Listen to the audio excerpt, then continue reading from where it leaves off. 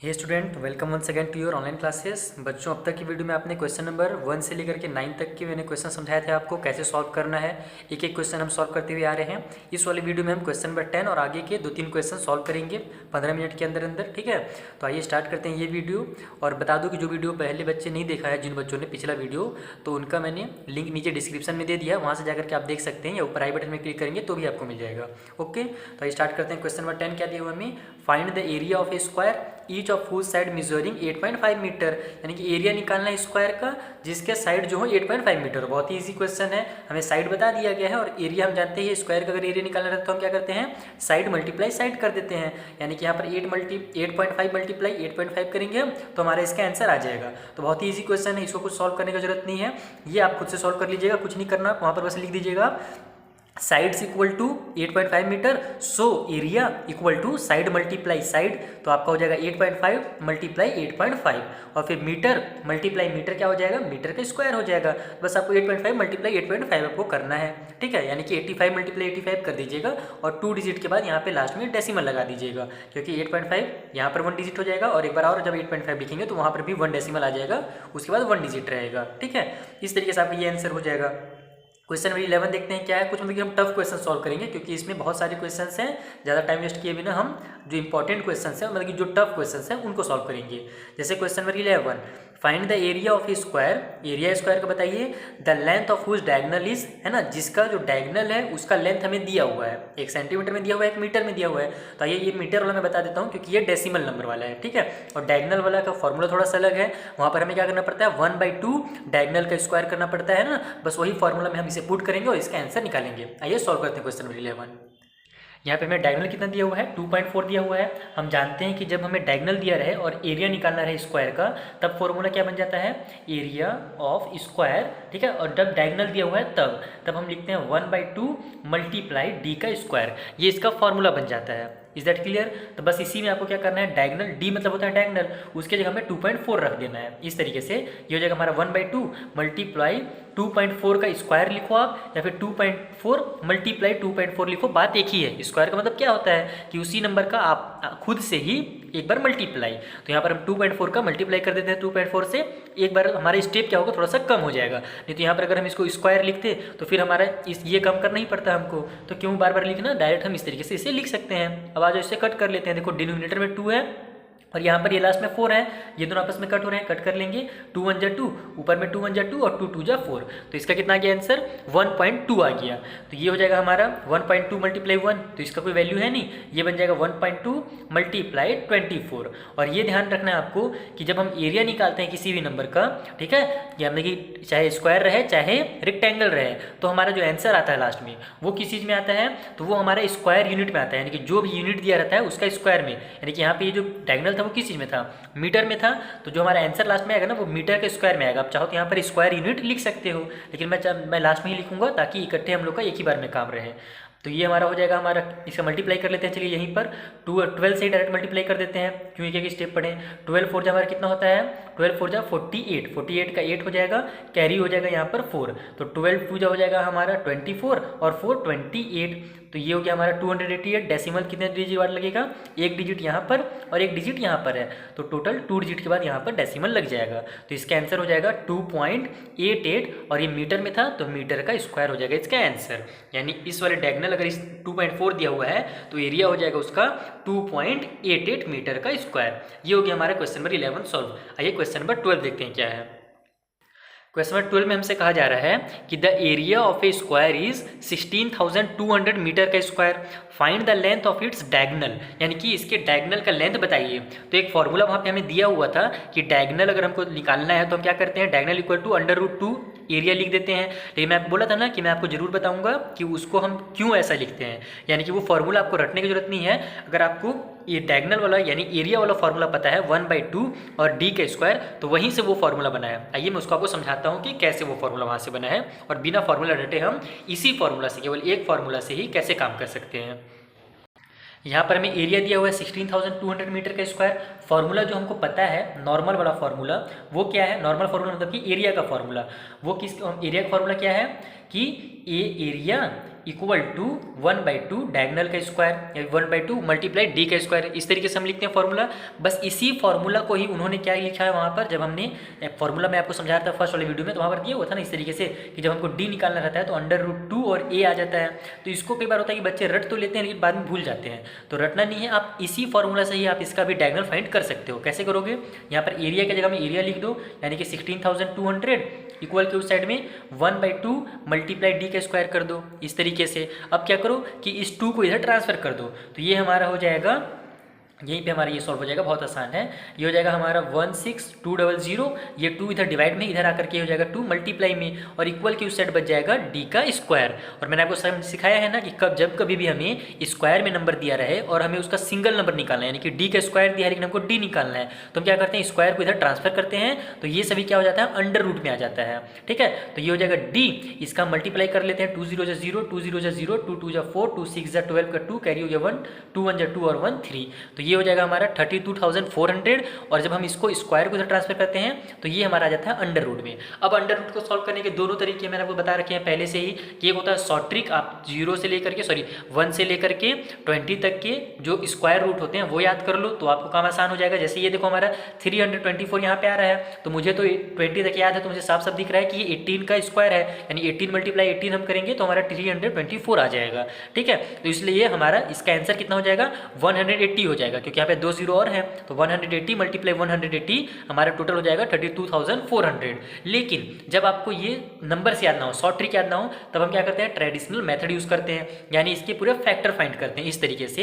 यहाँ पर आप इसके फैक्टर फाइंड कर लो, 32400, तो यहाँ पर हमारा 2 से स्टार्ट हो रहा है डिवाइड होना, तो 2 से भी आप कर सकते हो। अदरवाइज देखो इतना बड़ा नंबर है तो आप 4 से भी स्टार्ट कर सकते हो, लास्ट में 2 0 है तो ये 4 से डिवाइड हो रहा है, तो हम 4 से ही कर लेते हैं। 4 8 हो जाएगा हमारा 32, 4 1 4 और 0 0 उतर जाएगा, फिर ये 4 से हो रहा है क्योंकि लास्ट में 2 0 है, फिर 4 से कर लेते हैं, तो ये हमारा हो जाएगा 4 2 8।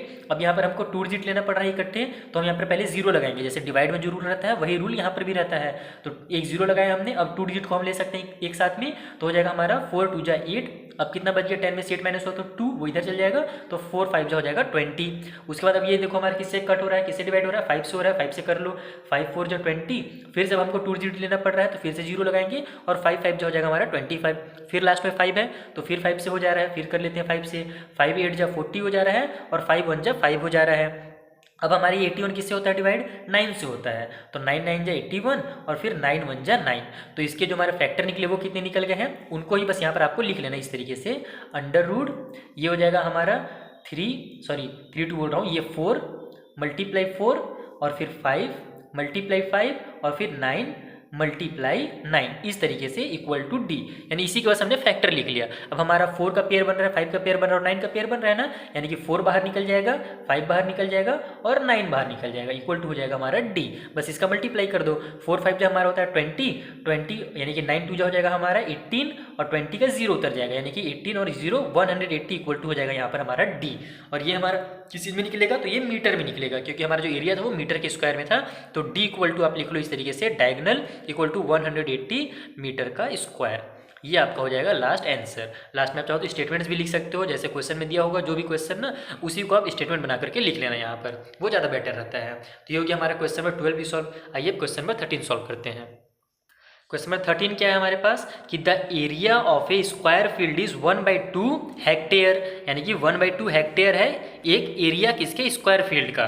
तो find the length of its diagonal in metre, यानी कि यहाँ पर भी हमको क्या करना है, डायगोनल फाइंड करना है। एरिया दिया हुआ है, जैसे यहाँ पर एरिया दिया हुआ था और यहाँ पर जैसे हमने डायगोनल फाइंड किया, वैसे सेम टू सेम यहाँ पर भी हम डायगोनल फाइंड करेंगे। बस शर्त क्या है कि डायगोनल को हमें मीटर में फाइंड करना है, और जो एरिया दिया हुआ है हमें हेक्टेयर में दिया हुआ है। तो जब हम चार्ट पढ़ रहे थे, कॉन्सेप्ट पढ़ रहे थे, स्टार्ट किए थे जब इस चैप्टर को, ठीक है, वहाँ पर मैंने आपको समझाया था ना कि आपको किस किस चीज़ के बारे में जानना है, हेक्टेयर के बारे में जानना था और डेसीमीटर के बारे में जानना था, जो कि बहुत ज़्यादा जरूरी था। तो डेसीमीटर का तो हमारा पहले यूज़ हो चुका है, यहाँ पर हमारे पास हेक्टेयर का यूज़ आ रहा है। तो हेक्टेयर में हमने पढ़ा था कि 1 हेक्टेयर इक्वल टू 10,000 मीटर का स्क्वायर होता है। तो बस यहाँ पर हम 1/2 के जगह में क्या लिखेंगे, 10,000 मीटर का स्क्वायर मल्टीप्लाई 1/2, यानी कि हेक्टेयर है आधा हेक्टेयर, 1/2 किसको बोलते हैं, आधा बोलते हैं। तो 10,000 का आधा कितना हो जाएगा, 5,000 हो जाएगा। वो भी मैं आपको निकाल के दिखा देता हूँ। आइए इसे सॉल्व करते हैं क्वेश्चन नंबर 13 को।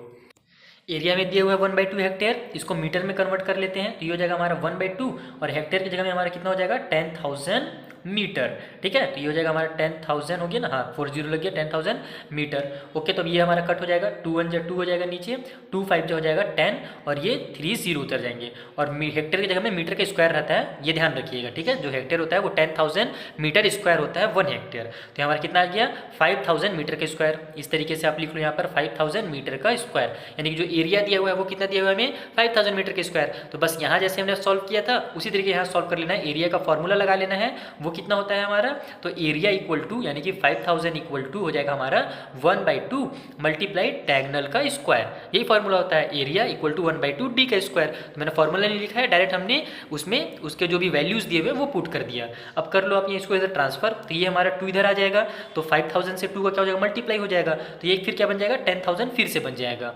ठीक है, और इक्वल की उस साइड हमारे पास डी का स्क्वायर रह जाएगा। हमको निकालना है किसका वैल्यू, डी का वैल्यू निकालना है, तो स्क्वायर को इधर ट्रांसफर कर दो, तो ये आ जाएगा हमारा अंडर रूट में 10,000 इस तरीके से, और इक्वल की उस साइड बच जाएगा डी, क्योंकि हमने स्क्वायर को इधर ट्रांसफर कर दिया। अब आप डी इक्वल टू ये लिख ले तो भी एक ही बात है, तो डी इक्वल टू हम इस तरीके से एक बार मैं लिख लेता हूँ ताकि आप कंफ्यूज ना हो। कई बार बच्चे ना क्या होते हैं कंफ्यूज हो जाते हैं कि सर पहले तो 10,000 इधर था, उसने आपको राइट साइड में आपने कैसे कर दिया। तो क्या होता है कि जब हम पूरा पूरा उठा करके करते हैं, यानी कि जितना भी लेफ्ट में हो या राइट में हो और जितना लेफ्ट में हो पूरे को हम अगर आपस में ट्रांसफर करते हैं तो कोई भी साइन चेंज नहीं होता है। जैसे कि मान लो डी को मैं इधर लाया, इस साइड लेफ्ट में ले आया मैंने डी को, तो ये माइनस में हो जाएगा। उस टाइप से इसको मैं राइट में जाऊँगा तो ये भी माइनस में हो जाएगा, फिर माइनस माइनस क्या होगा आपस में कट हो ही जाएंगे, इसलिए हम डायरेक्ट इसको इस तरीके से लिख सकते हैं। तो अब देखो इसको भी आपको फाइंड करने की जरूरत नहीं है बिल्कुल भी, इसका शॉर्ट ट्रिक आपको बता देता हूँ। यहाँ पर 100 मल्टीप्लाई 100 होगा तभी हमारा 10,000 होगा, क्योंकि यहाँ पर 4 0 नम यहाँ पर 1 के साथ 4 0 है। इसका मतलब कि अगर हम 100 मल्टीप्लाई 100 लिखें इसको इस तरीके से डी इक्वल टू 100 मल्टीप्लाई 100, तो हमारा क्या आ जाएगा 10,000 आ जाएगा। तो ये पेयर बन गया 100 का, तो जो डायगोनल हो जाएगा वो डायरेक्ट हमारा हो जाएगा 100 मीटर। ये हो गया आंसर। ये आपको अगर भूल जाते हो आप या फिर आपको कॉन्सेप्ट अगर आपको यहाँ पे क्लियर नहीं हो पाता है तो आप क्या करो, इसको इसी तरीके से इसके भी फैक्टर फाइंड कर लो, आपका लास्ट में देखना 100 ही आंसर आ जाएगा। Is that clear. तो आप डायरेक्ट करने की कोशिश करो 20 तक, तो जो स्क्वायर होते हैं वो याद कर लो। जैसे 2 का स्क्वायर होता है 4, 3 का स्क्वायर होता है 9, ठीक है, और फिर 4 का स्क्वायर होता है 16। इस तरीके से याद कर लेंगे तो बहुत ज़्यादा काम आएगा। 12 का स्क्वायर होता है 144। इस टाइप से 20 तक के स्क्वायर याद करने से बहुत ज़्यादा उसके बेनिफिट्स हमको मिलते हैं आगे चल के। भाई क्वेश्चन नंबर 14 सॉल्व किया जाए। क्वेश्चन नंबर 14 क्या है, the area of a square plot is 6,084 metre का स्क्वायर एरिया दिया हुआ है हमें यहाँ पर मीटर में। सिंपल सा, find the length of the wire which can go 4 time along the boundary of the plot. यानी कि एरिया तो हमको दे दिया गया है, लेकिन हमसे क्या क्वेश्चन क्या कर रहा है कि लेंथ बताइए वायर का, यानी वायर के अंदर क्या होता है तार का, कि जो बाउंड्री से यानी कि वो जो प्लॉट है ना उसके चारों साइड से क्या हो 4 टाइम उसको क्रॉस करे। यानी कि मान लो इस तरीके का प्लॉट है, यहाँ पे हमें डायग्राम दिया हुआ है ना, इस तरीके का एक प्लॉट है। वैसे तो ये स्क्वायर नहीं है, रेक्टेंगल है, लेकिन वहाँ पे स्क्वायर प्लॉट के बारे में बात कर रहा है। ठीक है, तो इस तरीके का प्लॉट है, तो हमसे ये कह रहा है कि उस वायर का लेंथ बताइए जिसको अगर हम इस तरीके से ऐसे यहाँ पर इसके चारों साइड से घुमाएं ना तो 1 राउंड 2 राउंड 3 राउंड और 4 राउंड में कितना उसका लेंथ लगेगा, ये हमसे पूछा जा रहा है। इसका मतलब हमको पहले तो पेरीमीटर पता होना चाहिए। पेरीमीटर का मतलब होता है 1 राउंड, जो मैंने आपको बहुत पहले ही समझा रखा है कि जो 1 पेरीमीटर का मतलब ही होता है यहाँ से इतना चौड़ा लंबा चौड़ा जो दूरी है ना इसी को हम पेरीमीटर कहते हैं। ठीक है, तो जब हमको पेरीमीटर पता चल जाएगा तो फिर हम आसानी से क्या कर सकते हैं, 4 से मल्टीप्लाई करेंगे तो हमको 4 राउंड पता चल जाएगा कि 4 राउंड में कितने वायर लगेंगे। अब पेरीमीटर जाने के लिए क्या करना पड़ता है हमें, कि हमें साइड का पता होना जरूरी है।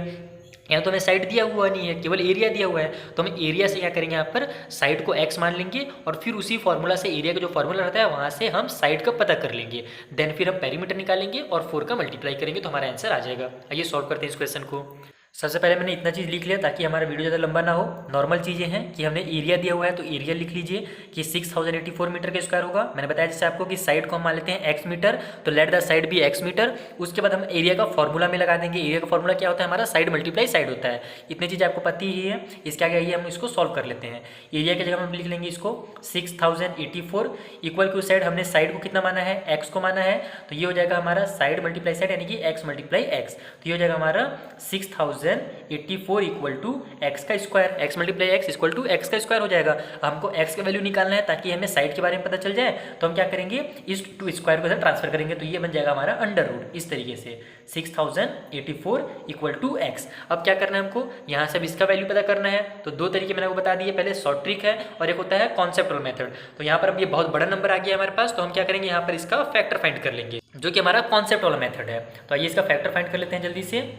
ये हो जाएगा हमारा 6084, ठीक है। ये किससे डिवाइड हो रहा है हमारा, स्टार्ट किससे हो रहा है, 4 से डिवाइड होने स्टार्ट हो रहा होगा, तो 4 से कर सकते हैं, 2 से भी कर सकते हैं। जैसे 2 से ये हो रहा है, 2 से कर लेते हैं। 2 3 जा 6 हो जाएगा, 0 के 0 उतर जाएगा, 2 4 जा 8 हो जाएगा, और 2 2 जा 4 हो जाएगा। फिर 2 से हो रहा है तो 2 1 जा 2 हो जाएगा, 1 इधर चल गया, 2 5 जा 10, 2 2 जा 4, 2 1 जा 2। अब ये बन गया है लास्ट में 1, ऐड करके देखते हैं सबको, 5 और 1 6, और 2 6 और 2 होता है हमारा 8, और 1 9, यानी कि 3 से डिवाइड हो जाएगा। तो 3 5 जा 15, अब 2 डिजिट को एक साथ लेना पड़ रहा है तो हम 0 लगाएंगे, और 3 7 जा 21 हो जाएगा। अब ये फिर से 5 और 7 12 हो रहा है, तो फिर इसका क्या हो जाएगा, ये फिर 3 से डिवाइड हो रहा है, तो फिर 3 से कर लेते हैं। 3 1 जा 3, 1 इधर आ गया, 10 बना दिया इसे, तो 3 3 जा 9। अब इसके पास 1 सेकेंड 2 इधर आया ना, ये हो गया 3 1 जा 3, उसके बाद ये बच गया 2 यहाँ पर, तो 2 इधर आ गया, तो 3 6 हो जाएगा हमारा 18, फिर 2 बच जाएगा, 20 में से 18 माइनस हो तो 2 बच गया, वो इधर आ जाएगा और इसे बना देगा 27, तो हो जाएगा 3 9 जा 27।